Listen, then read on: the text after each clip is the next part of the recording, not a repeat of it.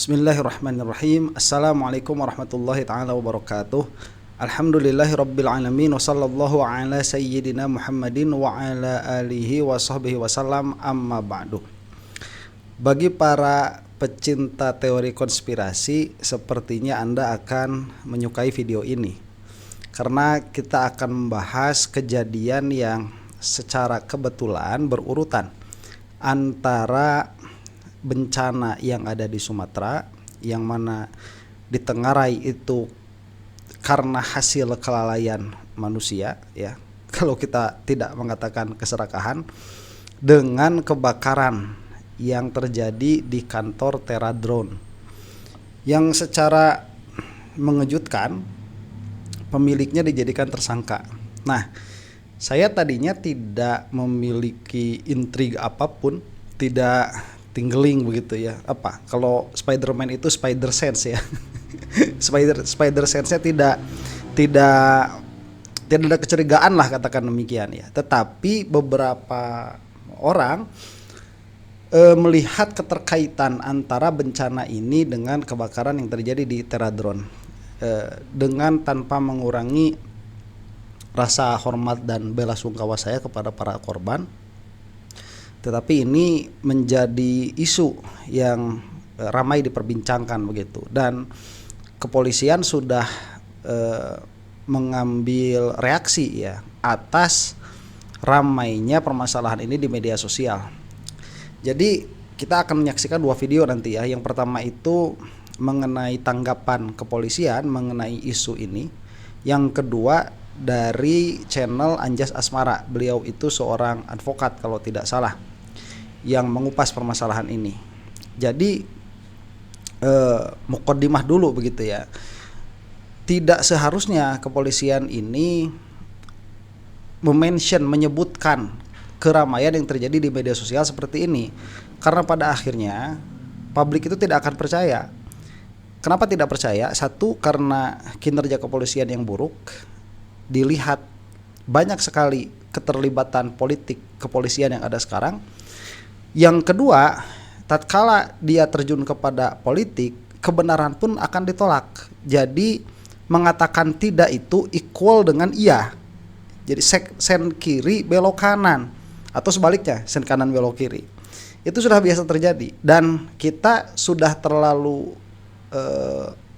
sudah terlalu jengah mempercayai statement-statement publik yang dikeluarkan oleh pihak tertuduh. Jadi seharusnya yang dilakukan oleh kepolisian itu diam saja. Kalau kepolisian diam, saya sampai tidak akan membuat video ini begitu, karena tidak melihat ada urgensi. Tetapi tatkala kepolisian ini memberikan statement, ini pasti ada permasalahan begitu. Nah, itu dulu perkaranya. Kenapa saya katakan seharusnya diam? Coba lihat beberapa perkara yang mana dituduhkan kepada beberapa public figure, kemudian mereka itu diam, tidak mereaksi sama sekali. Seperti misalkan KM50 kepada Jokowi ya. Saya bukannya tidak memiliki kecurigaan keterlibatan Jokowi di dalam KM50, tetapi fakta bahwa Jokowi itu diam sama sekali terhadap permasalahan KM50 itu tidak ada kepanjangan sampai sekarang ya. Ya stagnan kasusnya. Jadi kalau misalkan tidak merasa kepolisian ini bahwa di dalamnya ada konspirasi, lebih baik ya diam saja. Dan konspirasi ini kita tidak bisa melihat ketidakadaannya, karena terlalu kebetulan tatkala banjir yang besar itu dituduhkan kepada para konglomerat yang mana di dalamnya termasuk politikus. Kemudian setelahnya ada perusahaan yang kebakaran, yang mana perusahaan itu dalam hal ini adalah Teradrone, ternyata menyimpan banyak sekali data yang bisa mengungkap malpraktik yang dilakukan oleh para pengusaha. Kita tidak bisa melihat ini kebetulan saja begitu. Sebagai contoh misalkan teori konspirasi yang melibatkan Jeffrey Epstein ya. Tatkala ini kan kasus pedofilia, yang bersangkutan itu ditangkap oleh berwenang di Amerika, tapi kemudian dinyatakan bunuh diri. Jadi sangat naif kalau kita percaya itu adalah bunuh diri. Kita percayanya itu ya dilakukan pembunuhan. Dan terbukti setelahnya beberapa politikus besar diantaranya anggota kerajaan Inggris itu terlibat dalam skandal besar Jeffrey Epstein gitu. Itu kalau mau dicari ya silahkan cari sendiri. Mungkin yang menonton juga sudah pada tahu. Dalam pengertian bahwa teori konspirasi ini dia masih menjadi solusi bagi pikiran yang masih berpikir begitu. Kecuali bagi orang-orang yang tidak mau berpikir ya percaya saja. Kepolisian ngomong apa begitu, yang tertuduh ngomong apa dipercayai saja. Padahal perintahnya itu kalau ada orang fasik memberikan kepada kamu kabar maka tabayunlah. Nah dalam hal ini kefasikan itu dilihat. Jadi kalau orang yang tidak fasik ya nggak perlu tabayun. Tapi kalau orangnya fasik ya tabayun. Dalam hal ini kepolisian fasik. Oh gimana? Ngelihat kepolisian nggak fasik secara syariat itu ya. Nah kita akan saksikan saja bagaimana reaksi Pak Polisi di sini ya. Pak Polisi dari mana juga ini? Oh Polda Metro Jaya lagi. Aduh ya. Saya tidak bisa membayangkan para polisi yang bertugas di Polda Metro itu sibuk sekali saya rasa begitu ya. Saya sering berbincang dengan beberapa polisi itu katanya beban kerja di kota-kota besar itu luar biasa. Ini kita saksikan saja dulu. Mudah-mudahan para polisi yang ada dimanapun begitu ya selamat ya. Kita saksikan. Baik, jadi terkait dengan isu-isu viral ya, saya juga menerima berbagai isu viral terkait dikaitkan dengan bencana alam, dikaitkan dengan hal-hal yang berkaitan dengan mapping ya. Karena memang kan drone ini kan untuk mapping gitu ya. Nah tentunya alat ini digunakan memang adalah untuk agriculture ya, untuk mapping area perkebunan, bahkan juga untuk kegiatan-kegiatan pertanian gitu ya. Yang dimaksud itu drone yang dihasilkan oleh Teradrone ya, mungkin itu yang dimaksud. Tetapi kami memang fokus ya pada penyebab kebakaran yang menyebabkan meninggal dunianya jumlah yang cukup ya fantastis yang banyak ya. Sehingga terkait dengan isu-isu bicara dan itu tentunya menjadi konsumsi publik ya. Tapi kami pastikan bahwa kami menyidik adalah berdasarkan adanya korban jiwa dan berdasarkan fakta-fakta yang kami temukan.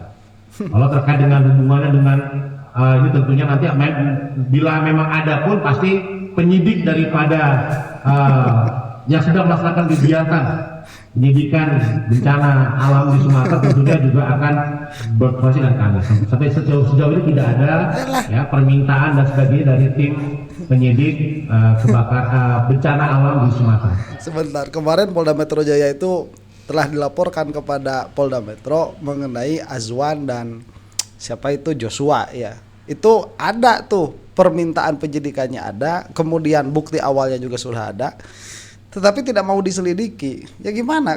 Pokoknya kalau sudah urusannya sama kekuasaan, saya katakanlah begitu dulu ya. Saya tidak mengatakan Jokowi dulu begitu. Kalau urusannya dengan kekuasaan, diam sudah kepolisian itu. Mau gimana? Ya orang yang paling atas itu hasil kekuasaan kok sebelumnya. Hasil Jokowi yang di atas. Itu problem.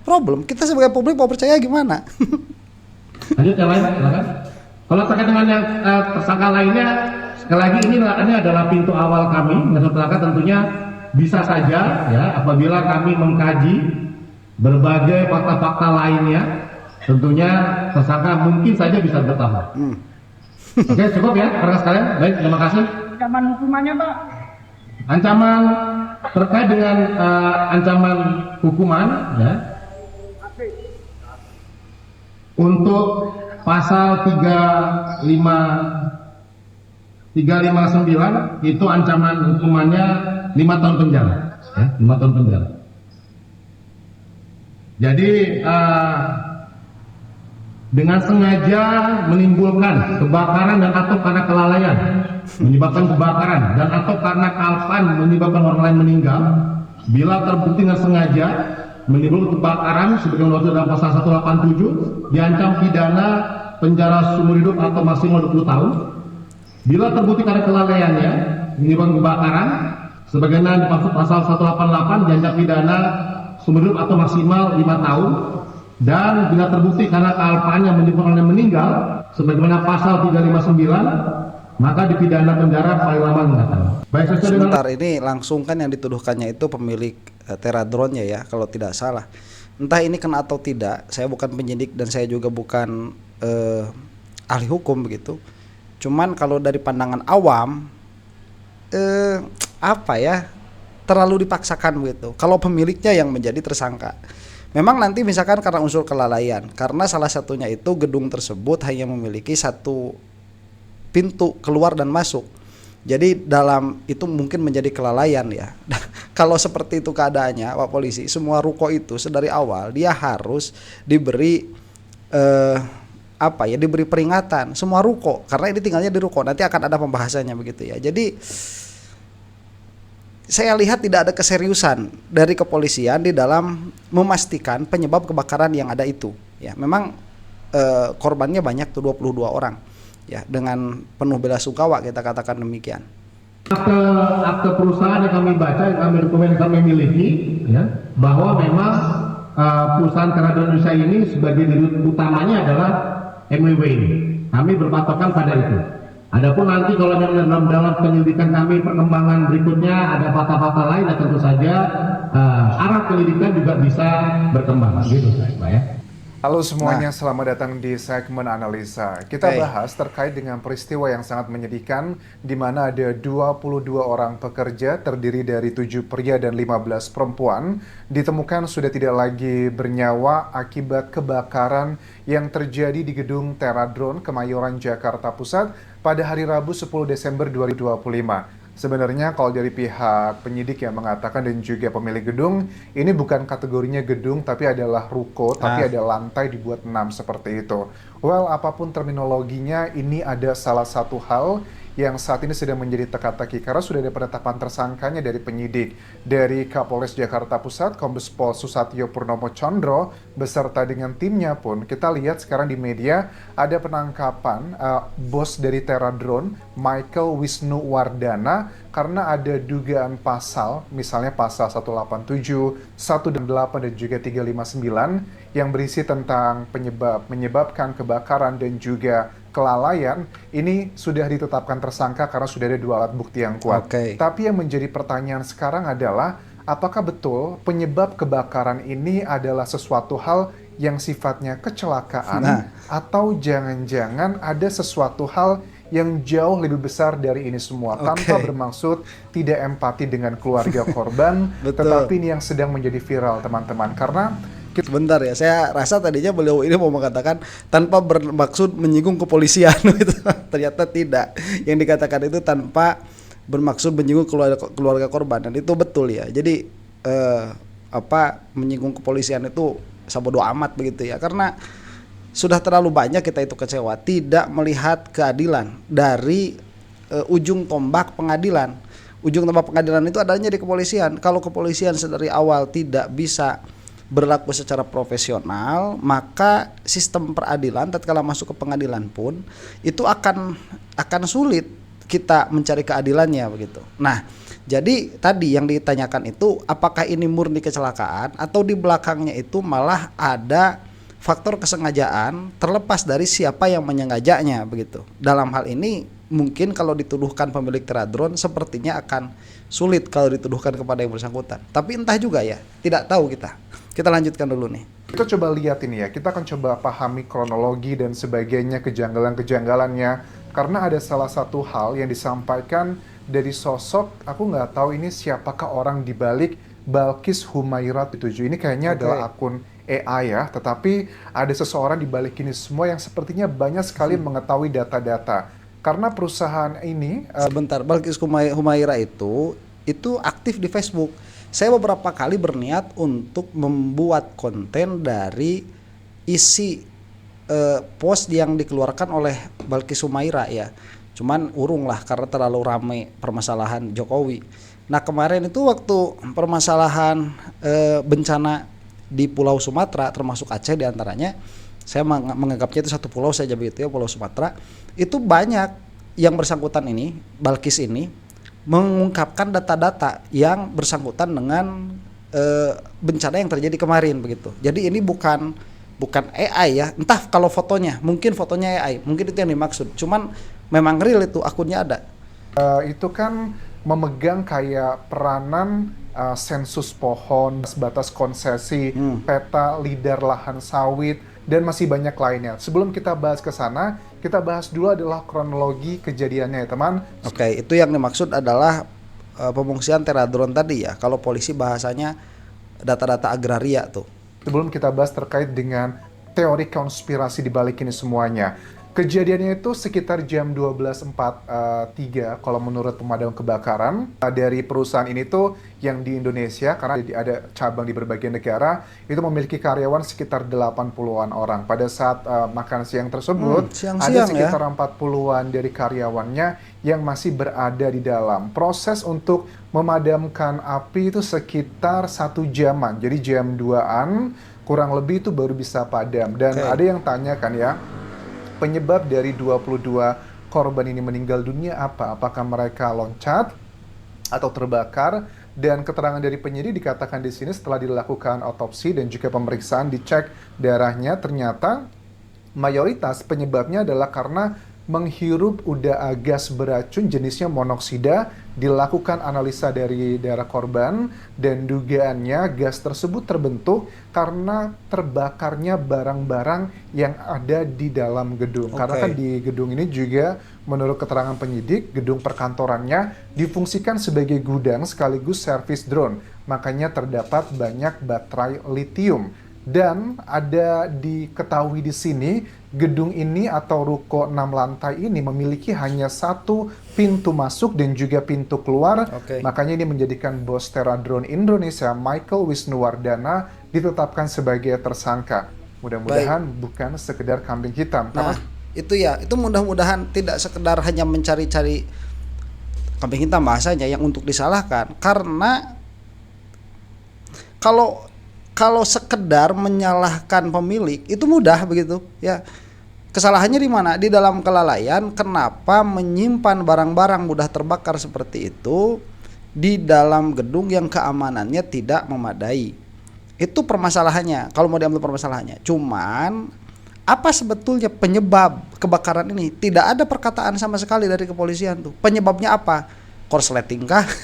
Sebagaimana yang biasa ya. Ya udah, kalau ada kebakaran nggak jelas, permasalahannya disebut korsleting saja begitu. Atau apa? Nah, kalau misalkan dia sampai korsleting, nanti kan installer listriknya siapa? Itu juga kan bisa tersangkakan begitu. Jadi makanya saya lihat di sini kepolisian tidak serius dalam menangani permasalahan ini. Kalau begitu ya, hanya bisa menyalahkan pemilik Teradron itu. Secara naluri ya, terlepas apakah nanti terbukti atau tidak, yang namanya orang punya usaha kan sangat kecil sekali kemungkinan mau membiarkannya terbakar. Kecuali ada motif, misalnya ada yang lebih besar di balik ini semua, asuransi atau bahkan melindungi hal-hal yang diduga oleh Balkis Humaira 7 ini. Sebelum kita lihat lebih detail, apa sih yang disampaikan Balkis di sini? Sebelum kita baca profil dari perusahaan ini ya. Jadi kita mulai dari pertanyaan paling dasar. Kenapa gedung data sepenting itu ada di ruko murahan? Memang rukonya termasuk yang bukan gedung ini tapi ruko ya. Jadi memang beda antara ruko sama gedung. Gue ngomong apa adanya ya. Teradron itu bukan UMKM, bukan UKM jual spare part. Dia perusahaan yang memegang peta lidar lahan sawit, sensus pohon, batas-batas konsesi, hasil pemetaan drone fixed wing, data kesehatan tanaman buat perusahaan raksasa, arsip pemetaan untuk IFC, BUMN, sampai proyek tol. Singkatnya, harta karun agraria Indonesia. Sebentar, nah itu yang menjadi kejanggalan begitu. Teradron ini sudah lama ada di Indonesia. Tadi disebutkan berapa tahun, mungkin 10 tahun begitu ya. Kita katakan sudah lama lah ada di Indonesia. Kebakaran yang terjadi ini ya, dari semua waktu yang mungkin itu kok terjadi tatkala bencana di Sumatera itu sedang hangat-hangatnya dipermasalahkan dan diperbincangkan. Dari semua pilihan waktu yang ada.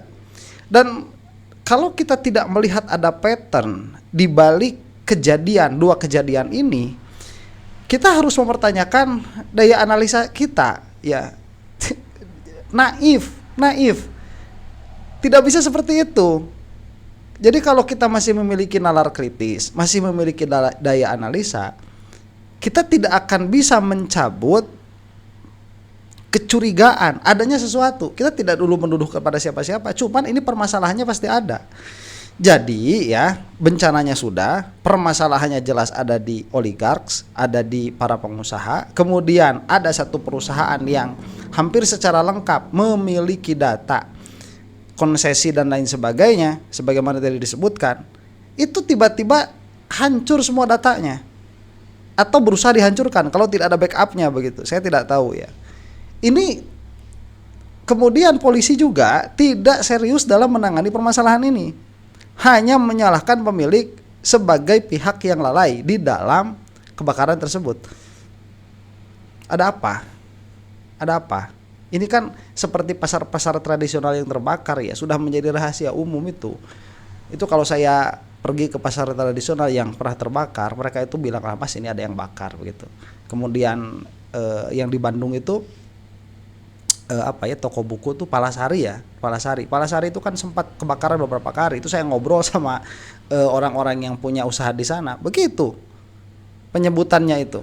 Ya, mau bagaimana? Memang perkara-perkara seperti ini tidak bisa dibuktikan karena yang bisa membuktikan itu penyidik atau penyelidik dari kepolisian. Sedangkan kalau dari awal kepolisian tidak mau mengusut, mau bagaimana? Lah, kok kantornya kayak gitu naruh data di ruko padat penduduk satu tangga tanpa fire suppression, tanpa jalur evakuasi. Oke, coba kita lihat profil dari Terradrone Indonesia. Karena aku lihat di sini kan ada berapa negara nih, ada di 12 negara kurang lebih. Indonesia adalah salah satunya dan Jepang adalah di pusatnya. Tentang Terradrone Corporation, ini merupakan salah satu penyedia layanan drone terbesar di dunia yang menawarkan solusi mutakhir untuk survei udara, inspeksi infrastruktur, analisis data, dan lain-lain. Terradrone berkantor pusat di Jepang dan hadir di semua bagian dunia melalui mitra perusahaan grup yang berkolaborator teknologinya. Oh, berarti lebih dari 12 negara, itu 12 negara, tapi juga melakukan proyek di banyak negara lainnya. Besar, didirikan ya. pada tahun 2016, strategi utama Terradrone adalah menggabungkan teknologi mutakhir dan pengetahuan lokal dengan mengakuisisi penyedia jasa drone lokal terbaik di banyak negara. Pada 20, Drone Industry Insight menominasikan Terradrone sebagai penyedia jasa drone nomor 1 di Indonesia. Penyedia jasa drone nomor 1 di Indonesia, tetapi lokasinya kok seperti itu? Apakah kecurigaan dari Balkis Humaira ini masuk akal atau tidak? Lanjut lagi, profilnya yang dibilang terbesar di dunia. Oke, sebentar. Mungkin ini juga perlu diselidik ya. Sejak kapan pindah ke ruko tersebut begitu? Itu juga perlu diselidik. Karena kalau sedari awal profil perusahaan drone terbesar di Indonesia ternyata hanya di ruko 6 lantai seperti itu, yang mana keamanannya tidak memadai, memang kelalaian pasti ada. Cuman Terradrone nanti bukan satu-satunya, dan ini menjadi pelajaran bagi kita supaya perusahaan-perusahaan itu menempatkan dirinya di dalam lingkungan ekosistem yang layak begitu ya.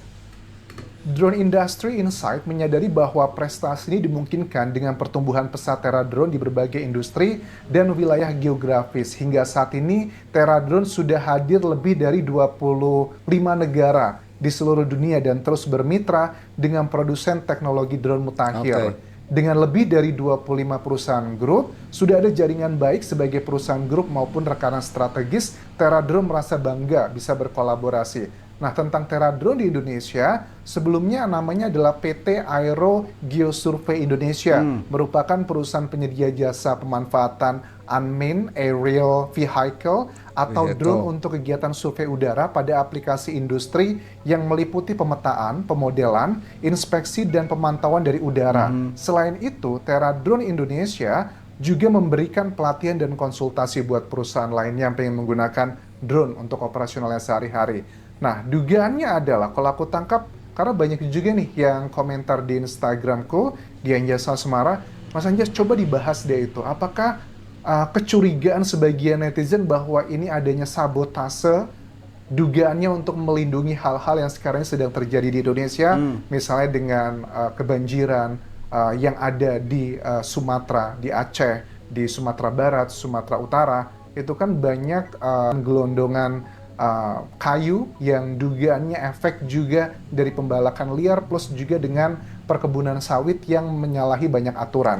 Kan banjir itu sebenarnya terjadi kan memang kita akui adalah salah satu penyebabnya karena memang ya cuaca. Nggak cuma di Indonesia tapi juga di Thailand dan juga Malaysia. Tapi yang membedakan kalau banjir di sebagian wilayah Malaysia dan juga Thailand itu nggak ada kayu gelondongannya kayak di Indonesia. Tidak juga berlumpur seperti itu. Jadi memang ada peran besar dari pemegang-pemegang kebijakan yang dugaannya melakukan penyalahgunaan lahan-lahan sawit yang mungkin minta izinnya cuma 10 hektar. Tapi pada actualnya lebih dari 10 hektar, mungkin bisa aja 100 hektar, dibuatnya berkali lipat. Nah, dugaannya apakah perusahaan ini yang memiliki data-data tersebut kalau seandainya dibuka nanti dengan pengcapturean yang sudah profesional, menurut aku bisa ngelihat semua, ini bisa menjadi salah satu alat bukti yang tak terbantahkan untuk menjerumuskan sejumlah oknum-oknum pejabat di Indonesia terkait dengan kebijakan-kebijakannya mereka. Oke, sebentar. Nah, dan dugaan sabotase ini,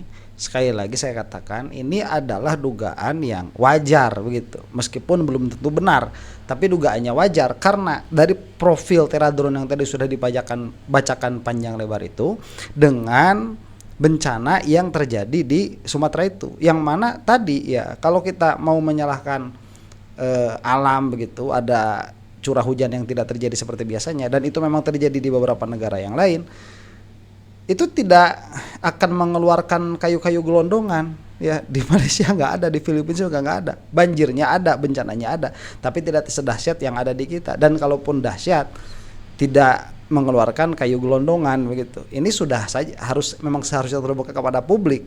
Kita jadi melihat lagi ketidakbecusan pemerintah ya. Kita tidak bisa mengelak ya, ini ada di dalam pemerintahnya Pak Prabowo, tetapi kita juga tidak bisa menutup mata dari pemerintahan Jokowi selama 10 tahun. Tidak bisa menutup mata karena permasalahan seperti ini tidak akan terjadi hanya karena 1 tahun begitu. Itu yang saya lihat ya. Oke, lanjut lagi ya apa yang disampaikan dari Balkis Humaira 77 ini. Lah kok kantor kayak gitu naruh di data ruko dengan padat penduduk, satu tangga tanpa fire suppression, tanpa jalur evakuasi. Ini kayak lo nyimpen berlian triliunan rupiah di kamar kos berlantai triplek. Siapa yang ngambil keputusan? Kenapa manajemen setega itu sama karyawan sendiri? Dan yang bikin gue makin gak akak getir, baterai litium kelas industrial yang lo tahu sendiri kalau salah sikat dikit bisa meledak, malah ditumpuk kayak kardus minyak goreng. Kayak bilang, ya udahlah nanti juga aman, padahal enggak, dan hasilnya ya lo lihat sendiri. Tapi justru di sini letak gelapnya keputusan sembrono, kayak gini punya efek samping yang kebetulan sangat menguntungkan banyak pihak. Nah, ini yang jiwa kecurigaan detektifnya, wah, apakah itu dibuat sengaja seperti itu gitu loh. Tapi kan secara logika, masa sih seorang pengusaha mau menghancurkan perusahaannya sendiri, kecuali memang ada oknum, misalnya demi asuransi atau demi mendapatkan hal yang jauh lebih besar. Oke, permasalahannya bukan, kalau bagi saya begitu ya, permasalahannya bukan ada di dalam penyimpanan yang seperti itu, karena kalau barang-barang yang disimpan seperti itu dia sudah aman selama bertahun-tahun, ya berarti risiko kecelakaannya kecil.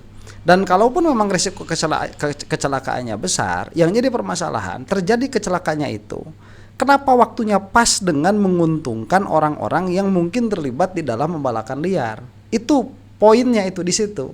Jadi timing keluar bencananya itu loh. Ya, apakah mungkin ini bukan sabotase? Ya mungkin, tapi kemungkinan sabotase itu jauh lebih mungkin daripada tidak ada sabotasenya. Nah, ini diperparah sekali lagi tadi dengan sikap Polda Metro yang tidak serius di dalam menangani ini. Kok cepat-cepat menyalahkan pemilik begitu ya? Ya itulah, mungkin karena waktunya sudah habis, silahkan dilihat sendiri nanti di channelnya Mas Anjas. Mudah-mudahan kita semua ada dalam maghfirah Allah Subhanahu wa taala. Wallahu taala a'lam bissawab. Assalamualaikum warahmatullahi taala wabarakatuh.